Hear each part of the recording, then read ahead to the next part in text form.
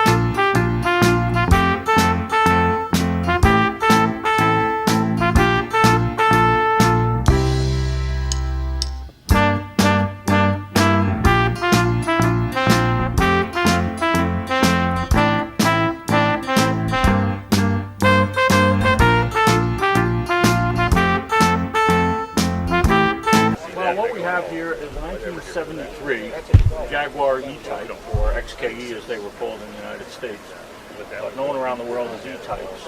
This is the latest model in the E-Type series that Jaguar made. This one has a V12, 5.3 liter V12 engine, and it comes equipped with automatic transmission and air conditioning, because when these cars were being sold, they really were considered GT cruisers and not anywhere near the roadsters and sporty models that the 61 Jaguar, which was the first year, represented. That's beautiful. So they evolved quite a bit over a 12-14-year period that they were sold. It's one of the prettiest cars ever made. This particular car is, like I say, it's a good quality driver. It does have some little flaws here and there, but I bought it in order to have a really nice car to drive around, go to the restaurants and little shows like this, and not be concerned about paint chips or anything like that.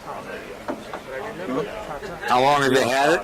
I really just got this within the last 6 months. I've been looking for it for quite a while, and found it by going through Jaguar mechanics around the country. One of the mechanics who knew I was looking for this had a customer come in with this car, willing to part with it, and so how many miles did it have on it? This has about 75,000 miles on it, which is about normal for cars of this vintage. Some of those what do they call them, the 150s and the 140s and the 120s? It's not inexpensive, but the earlier cars that were 6-cylinder, those cars are just very sporty they cars. weren't any good either, but they were good, really beautiful looking. Valuable these cars are nowadays, but nevertheless, The bodies are okay. It's just you can see a lot of the features that change these cars, like these large rubber bumpers on the front and these orange turn indicators, are all results of the tighter laws in the United States that came about in 1967 that pretty much led to the demise of British sports cars in this country. And a lot of purists would say that this isn't the most elegant of the cars, but I still think it retains one for you beautiful lines.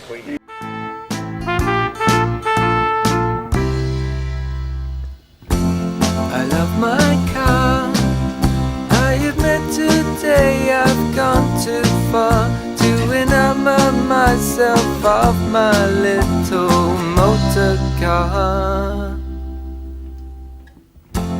I love my The 57 Rolls-Royce Silver Cloud. Is one of the last years for this. They made them from 55 through 65, but this is the Cloud 1, then they had a Cloud 2 and a Cloud 3. This comes with the 6-cylinder engine. It has power steering, actually GM power steering, came from the factory. It has a GM 4-speed hydromatic transmission, and it's not restored. It has been repainted. The interior is all the same. The engine's been redone. The transmission, the rear end, all that's been redone. But the interior and all is all original. It has 58,000 miles on it, original miles, and it drives very nice. And I drive it to work once a week. find it in my heart to love my glove. Wish I could say the same for you.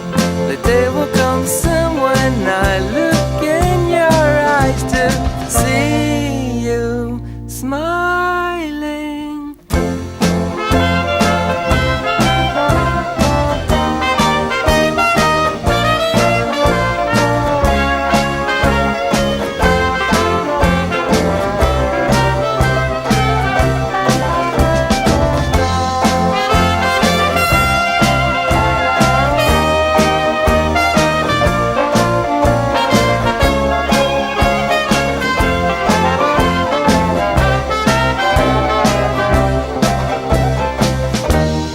Wish I could say the same for you. The day will come soon when I look